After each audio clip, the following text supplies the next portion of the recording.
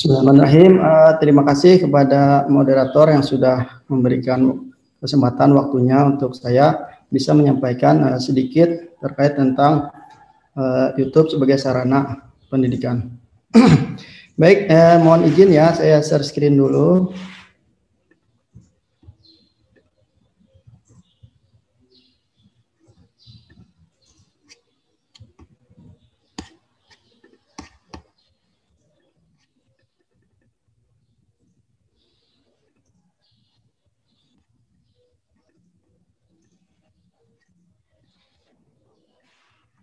Oke, di layarnya apa sudah terlihat?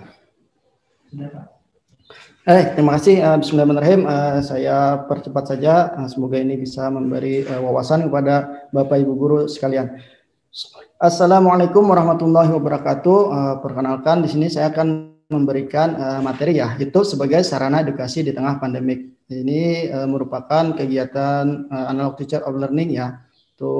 Untuk kegiatan ini bertepatan dengan Hari Guru yang kemarin dilaksanakan dan acaranya baru tanggal 26 November bisa terlaksana ya. Jadi sini temanya adalah webinar Hari Guru inovasi-inovasi pembelajaran yang up to date. Oke, perkenalkan dulu saya Syarifuddin SPD MPD, yaitu salah satu dosen di Sekolah Tinggi Ilmu Al-Quran STIQ Amuntai ya. Dan juga saya sebagai content creator ya, YouTube, juga founder Analog Teacher of Learning.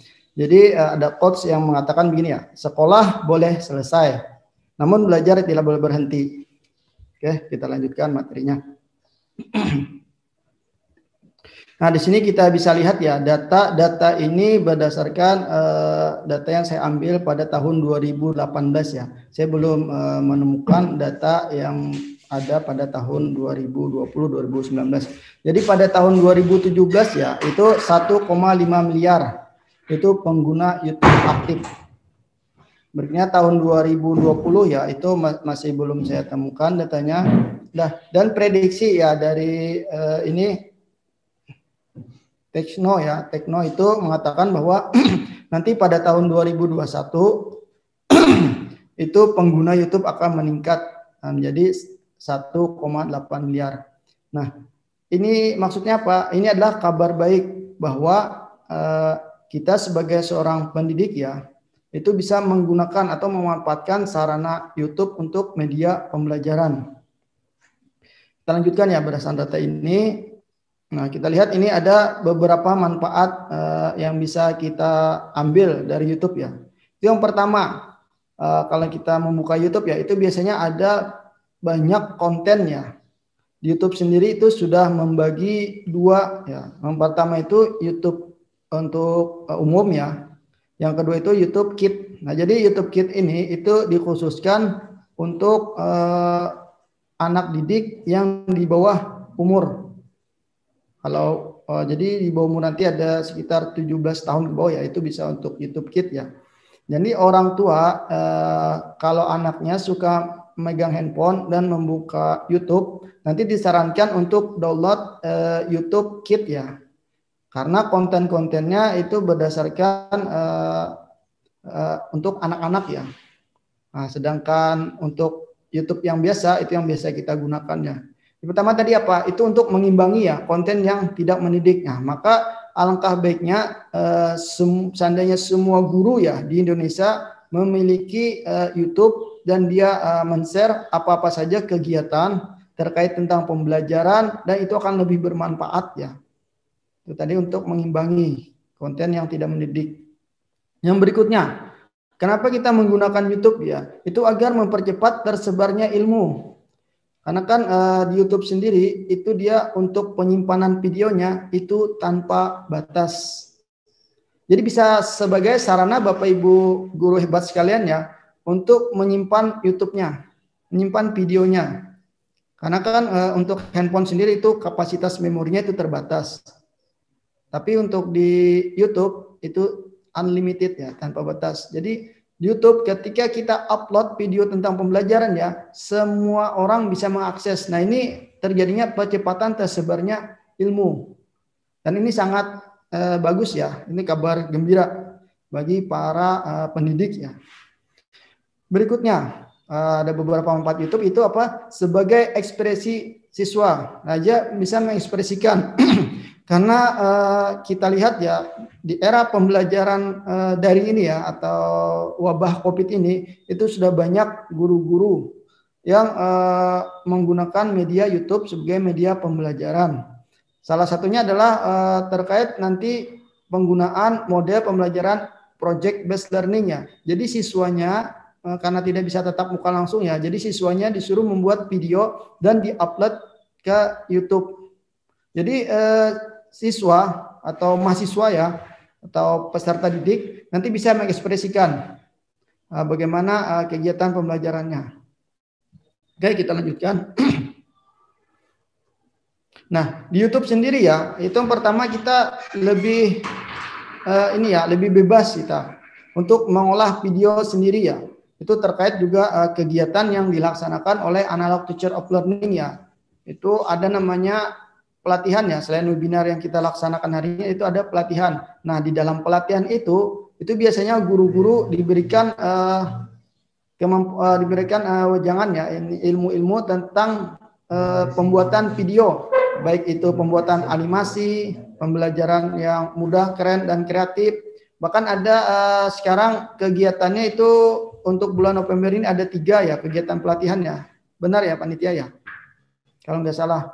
Itu semua kegiatan pembelajaran itu membuat videonya hanya dengan smartphone. Jadi khusus di era pandemik ini semua kegiatan pelatihan di analog teacher of learning ya itu menggunakan media smartphone atau handphone. Yang berikutnya, tadi yang pertama mengolah video sendiri ya, kita bisa mengcustom keinginan kita.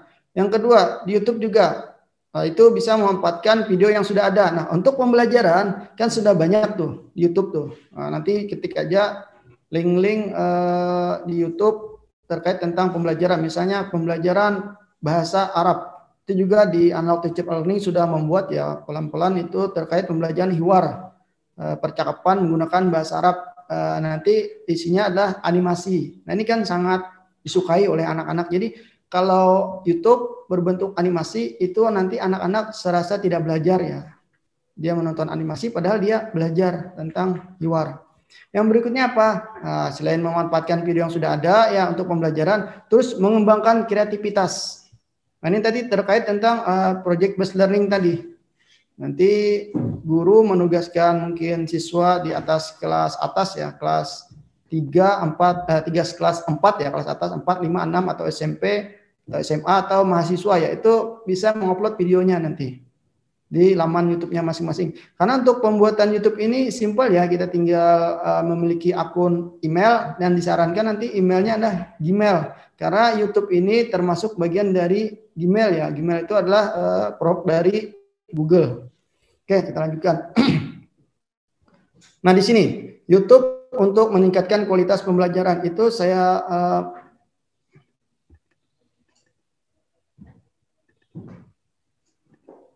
nah ini. Yang pertama itu ada integrasi YouTube dengan media lain seperti blog atau materi presentasi. Nanti mungkin di akhir sesi saya tampilkan beberapa blog yang saya buat untuk menunjang pembelajaran di era COVID ya. Pada kampus yang saya ajar ya di Sekolah Tinggi Ilmu Al-Quran.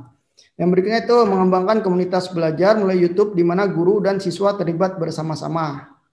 Berikutnya buat siswa melakukan diskusi online melalui YouTube secara menarik. Berikutnya upload konten video dan dijadikan bahan pembelajaran untuk mobile learning ya. Yang berikutnya presentasi efektif dan efisien di channel video YouTube Anda, video YouTube guru ya. Nanti bisa bikin. Mudah kok cara bikinnya. Terus membantu mengembangkan kemampuan siswa membuat komentar berbentuk catatan di komentar YouTube. Nah, jadi kalau siswa berkomentar nanti catatannya jangan khawatir hilang. Nanti akan tersimpan di YouTube. Sebagaimana saya sampaikan tadi unlimited. Nah, baik kita akan jabarkan satu persatu ya. Yang pertama itu tadi integrasi YouTube dengan media lain seperti blog atau materi. Jadi ketika Bapak dan Ibu guru hebat semuanya sedang mengembangkan media pembelajaran untuk presentasi baik, yang berbasis offline maupun online ya, tentu akan lebih menarik dengan mengintegrasikan konten video dari sebuah channel yang sesuai di sana. Jadi bisa diintegrasikan, bisa channelnya kita bikin sendiri atau channel orang lain yang kita sudah sesuaikan, tentunya sudah kita cek bagaimana pembelajarannya di YouTube tadi. Jadi kehebatan dari YouTube ya adalah kemudahan untuk melakukan prosesnya. Kita simple YouTube itu. Ya, ketika kelas Bapak dan Ibu guru hebat semuanya memiliki sambungan ke internet, maka media presentasi yang dikoneksikan dengan YouTube akan tampak menarik dan tentu efektif untuk belajar siswa. Yang berikutnya itu mengembangkan komunitas belajar. Maksudnya apa? Jadi hal berikutnya yang dapat dilakukan ya dalam YouTube adalah membuat sebuah komunitas belajar.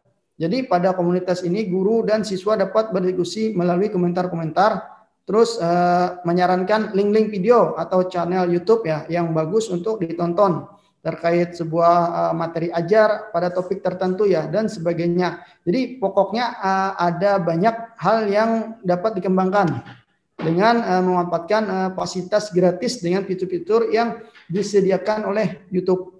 Jadi guru dapat memulai dengan membuat sebuah channel khusus untuk komunitas belajar di kelasnya. Berikutnya itu membuat siswa melakukan diskusi online ya. Itu tadi sudah disampaikan sedikit melalui YouTube secara menarik ya. Jadi sedikit sudah dipaparkan di atas bahwa di YouTube.com ya kita dapat memanfaatkan fitur-fitur komentar video. Dan komentar ini untuk yang pemilik channel ya itu bisa di custom. Kalau ada komentar yang kurang mendidik ya kita hapus. Nah ini enaknya. Jadi sebuah video di channel kelas yang telah dibuat ya. Jadi setiap anggota kelas dapat mengomentari dan memberi tanggapan, bertanya atau menjawab pertanyaan-pertanyaan. Diskusi tentunya menjadi menarik karena dapat dilakukan dari rumah masing-masing pada waktu senggang. Jadi santai.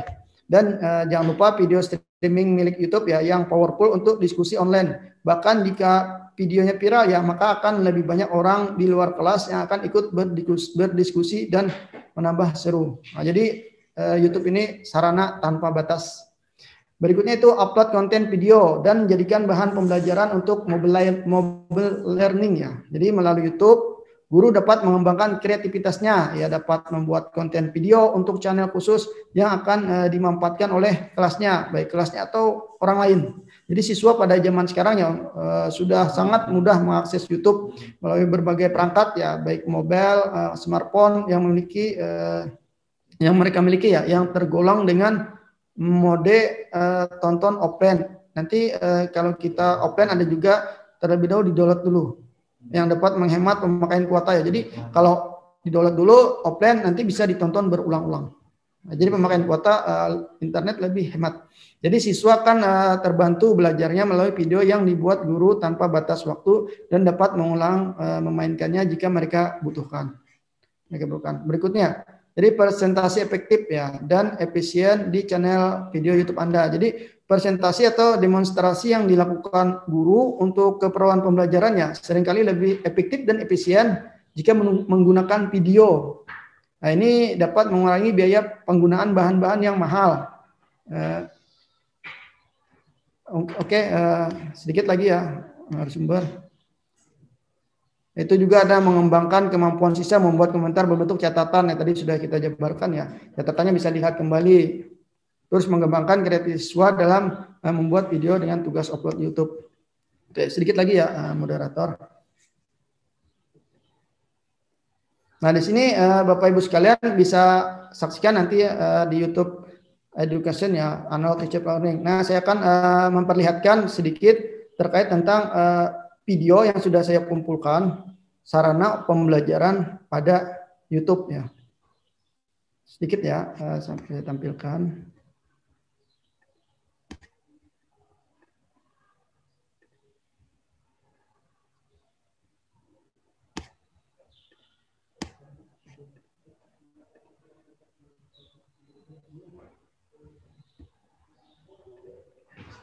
Nah, sudah terlihat ya. Ini salah satu mata kuliah yang saya empuh ya, Civic Education ya. Jadi di web ini sudah saya jabarkan step by step dalam terkait pembelajarannya. Ini semua link YouTube ya. Jadi tidak memerlukan memori yang besar untuk laptop Bapak Ibu guru sekalian. Mungkin itu saja ya sekilas dari saya itu bagaimana pemanfaatan media YouTube tadi untuk media pembelajaran. Oke, sebelum dan sesudahnya saya ucapkan terima kasih kepada Analog Teacher of Learning dan moderator yang sudah mempersilahkan saya mempresentasikan tadi sedikit. Mungkin nanti kalau lebih tertarik nanti bisa kita buat webinar khusus ya untuk pembelajaran YouTube ini. Baik, akhir kalam bila taufiq wal hidayah. Wassalamualaikum warahmatullahi wabarakatuh. Saya serahkan kembali ke moderator. Terima kasih.